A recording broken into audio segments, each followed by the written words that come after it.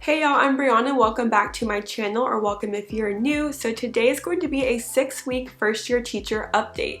If you are new, I teach 9th grade English here in Texas. It's my first year, and I'm also still in the process of getting my full teacher credentials. So I am doing a program on the side to become fully certified.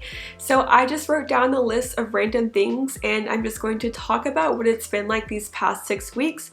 I just finished my 6th week last week. Today is Monday, September 28th. Today was actually the first day that students came back to my school. So I'm going to talk about today at the end of this video, but basically my school has been 100% virtual for these past 6 weeks. Kids have been doing work online. We use Canvas, and so today was an interesting day, but let me just share these past 6 weeks with you. Okay, so this is my second time filming. I literally just finished the entire video and then my camera died and the clip was just deleted, so let me pull up my notes again. Hopefully this video is not too long. I just have a list of random things that I wanted to share, and I will leave timestamps down below if you want to skip around to certain parts. Okay, so first thing is decorating. I did have a decorating video, but let me just say that every first year teacher wants to have that cute Pinterest-worthy classroom. I spent months, once I got hired, I just spent forever looking at decorations, classroom ideas, but once I actually got there, it's a lot. There's so much going on when you're a first year teacher, when you're a new teacher at a new school, when COVID is going on, and so honestly, decorating just did not even come to the forefront of things that I really needed to worry about. It's also very expensive, so yes, teachers buy everything on their own, and I originally had bought so much stuff with the idea of a regular school year. So pens, pencils, paper, bins for journals, like stuff that would typically be in the classroom. I spent money on. I had friends and family donate to me, but then once I realized we were going to be online, everything just completely shifted. And so I did spend a lot of money on that other stuff that I may or may not use. And then I did buy some decorations, but they were just very expensive and time consuming. And the fact that my kids were online for the first 6 weeks, it just wasn't a priority. So I did do some decorating. Thankfully, one of my other English teachers gave me some old stuff she didn't want. 2 lamps that were really great, and so I did do some decorating. It's definitely not the cutest classroom, but yeah, decorating just wasn't as serious as I thought it would be because there was just so much other stuff going on. Work-life balance. So I understand that teaching, like most jobs, you're going to have work to do outside of work.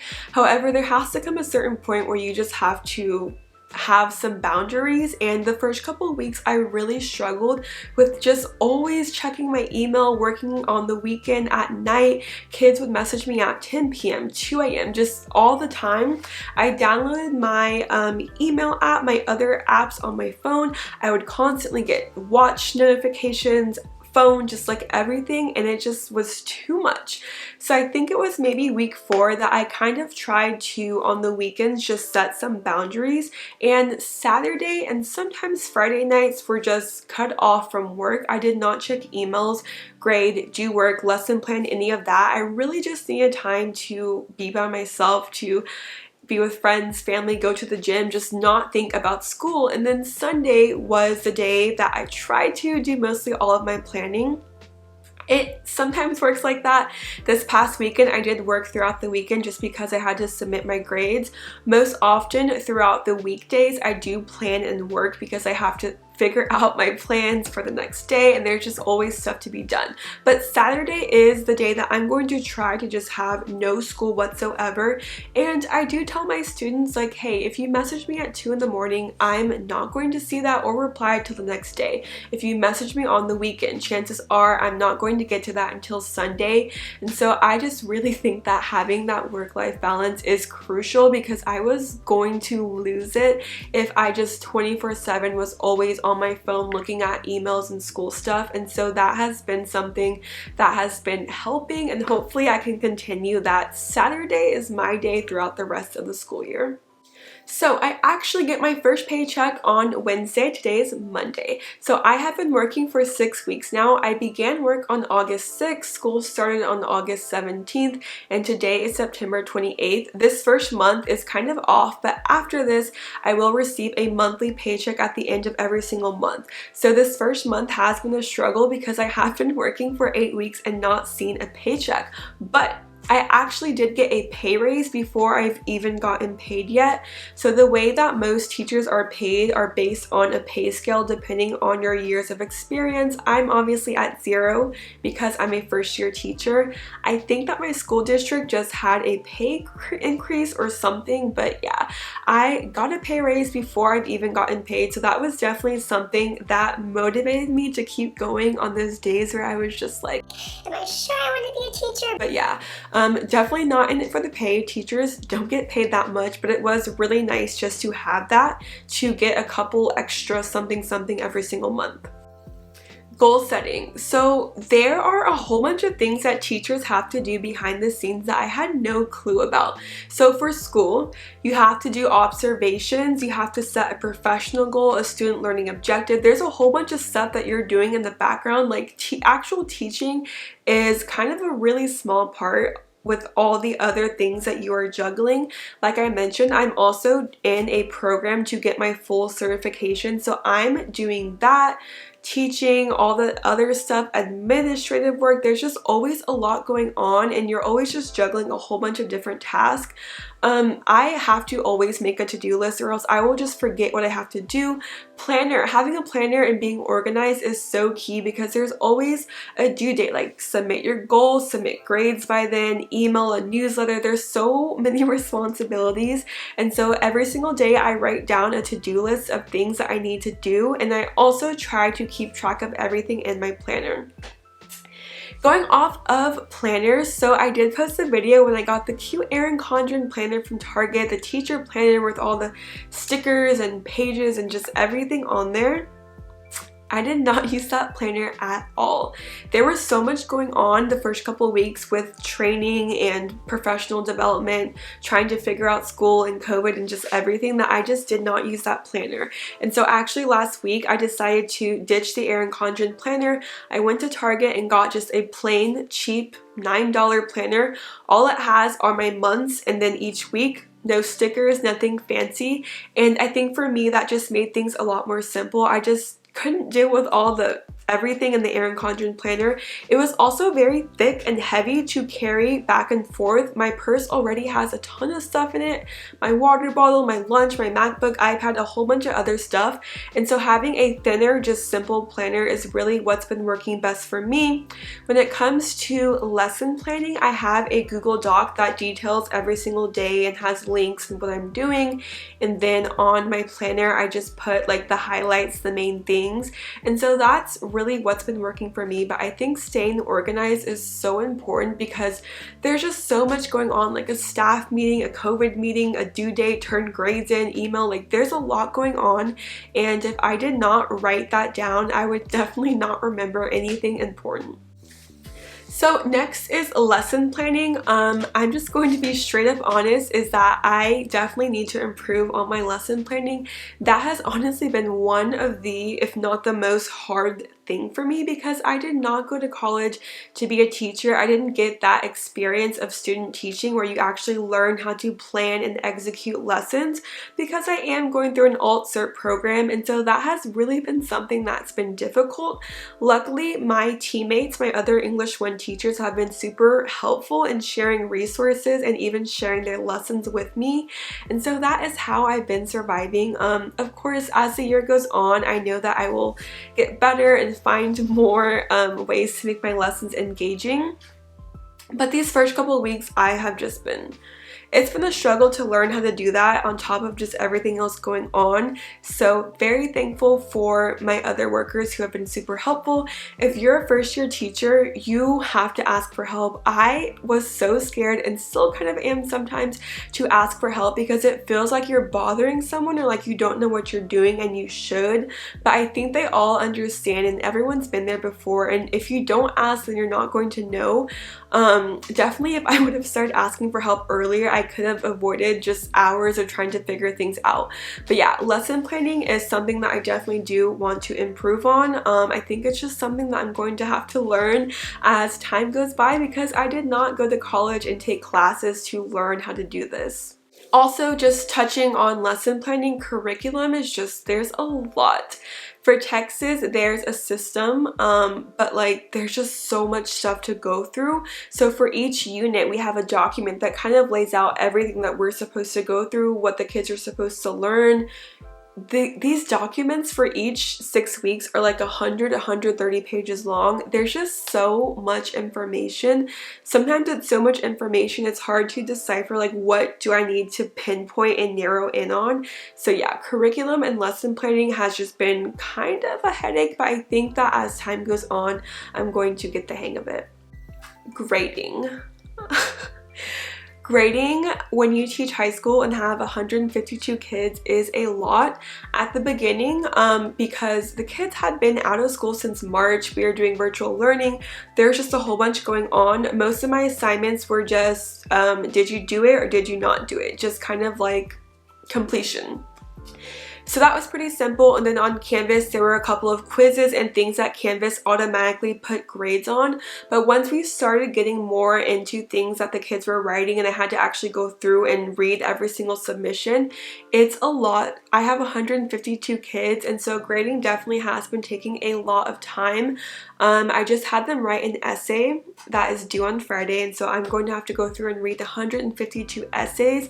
So yeah, grading is just a lot more time consuming than I thought it would be. For English, obviously writing and reading and the things that we have to do, I can't just always give them a multiple choice type of assessment in order to see are they getting it. There has to be writing and other things going on. If you teach like math, I mean, that would be easier to just give them like a multiple choice thing.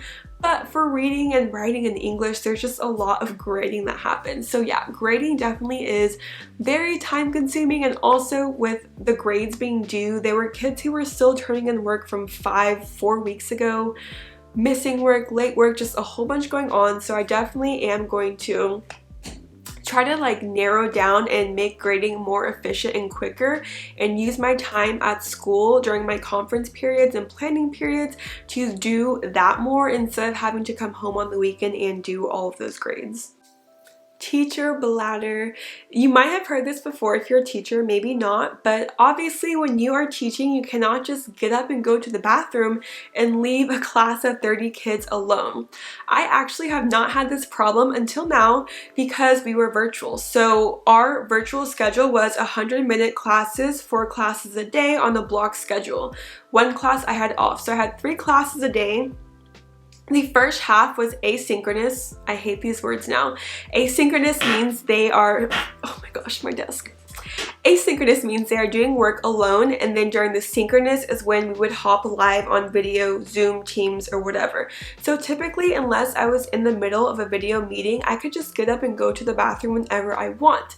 Now that kids are back, that is not the case. Luckily, my room is close to where our teacher bathroom is, but I can't just get up and go to the bathroom whenever I want. I have first period off every single day, so we have A-Day, B-Day, but then I have 3 classes back to back to back. So really the only time after my classes start that I can go to the bathroom is during that short sliver of 30-minute lunch.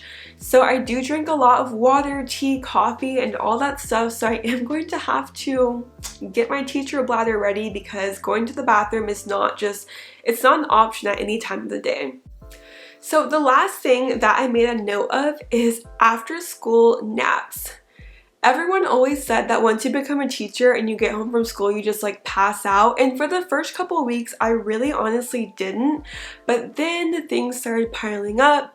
Stress was coming, and so there's so many days where I come home, I literally hop in bed and will sleep for 3 or 4 hours, but then at nighttime I'm not able to fall asleep. So I'm really trying to not take those long after school naps, even though I'm always so tired and you're just exhausted and just want to kind of like turn your brain off and go to sleep. I need to stop doing those. But yeah, most days, I would say 3 out of 5 days, I come home and hop in the bed and wake up at like 7, but that's that just completely throws my whole night. So I'm trying to avoid taking those after school naps. I mean, even when I was in school, like, you remember when you're a kid or a student and you get home from school and that just, you eat a snack and then you hit the after school nap and it just hits like none other, and then you wake up and it's dark outside. So yeah, no, I am definitely trying to stay awake and just go to bed earlier and not take those after school naps. Okay, so that's pretty much how the 6 weeks has gone. There's just been a lot of things to learn every single day. Policies change, and it's just COVID kind of just adds on to the stressful already being a first year teacher and a new teacher at a new school. But overall, I'm surviving. I'm making it. I haven't quit yet. I haven't died or ran away. I don't know. So that's how my 6 weeks has been going. So I just want to quickly touch on today. Today was the first day that students came back to school. It was weird. So my school is on a hybrid schedule, so only half of the kids who want to come to school. So kids have the option to either stay virtual for the year or come in person. Of those who choose to come in person, which are about half of our kids, half come every other day. So it's really a quarter of my kids who are coming into the classroom. So for today, most of my classes have between 7 and I think 9 kids. Not a lot. It is weird. We all have to wear masks. There's a whole bunch of different procedures and policies in place. They have to, us included as staff, get our temperature checked every morning, fill a survey out, walk on the right side of the hallway, 6 feet social distance. Lunch is weird. There's just a whole lot of weird going on. And I was a sub before this. So I subbed for about 9 months and then COVID happened. And so I did get to see a school that was normal. It wasn't my school that I teach at now, but I saw, you know, high school, junior high regular, and now seeing it COVID is just really weird to adjust to. Today felt like a whole other first day of school. And so it went well, it went better than expected, but it's just weird to have masks on and to just everything is unusual. And so yeah, I don't know what else to say without keep saying weird, strange, but COVID definitely has changed a lot. I actually did get a mini fridge, microwave, cases of water, so we are not allowed to use our teacher's lounge. Water fountains are closed, and so I try to make a little sanctuary in my classroom. I'll vlog and show you guys what it looks like, but yeah, COVID just really changed a lot, and even teachers who have been teaching for 15, 20, 30 years say that it feels like their first year. And so all teachers are adjusting, parents, kids, just for everybody in general. This is nothing we ever expected, and yeah, I picked a great year to be a first year teacher. So that's pretty much how it's been going. Throughout the school year, I will continue giving you guys updates. If you ever have questions or have things you want to see, comment down below. I am going to try to vlog more. I definitely want to do a day in the life, maybe a week in the life, but honestly sometimes there's just so much chaos going on that just trying to vlog adds an extra stressor. Like today I really wanted to vlog like first day, kids coming back to school. Obviously I wouldn't show the kids, just vlogging my experience, but there was just so much going on that I just did not even feel like vlogging. But I'm going to try to start posting more teacher videos, so if you have anything you'd like to see, comment down below, and I will catch you guys in the next video. Make sure that you are subscribed, and I will see you later. Bye y'all.